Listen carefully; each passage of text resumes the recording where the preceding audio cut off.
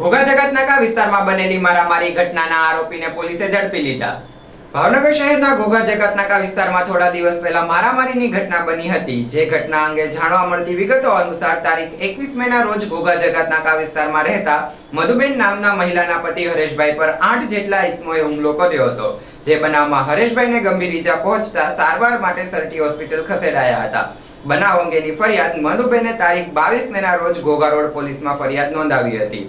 જે ફરિયાદના આધારે પોલીસે આગળની કાર્યવાહી હાથ ધરી હુમલો કરનાર ઇસમોને ઝડપી લીધા હતા। જેમાં ગોપાલ મકાભાઈ ચાવડા, ગોપાલ કરશનભાઈ મેર, કમલેશ પોપટભાઈ ચાવડા, ગોપાલ ભીમાભાઈ ચાવડા, સંતોષ નોંદાભાઈ ચાવડા અને પાર્થ કમલેશભાઈ મેર નામના ઇસમોને પોલીસ દ્વારા ઝડપી લેવાયા હતા।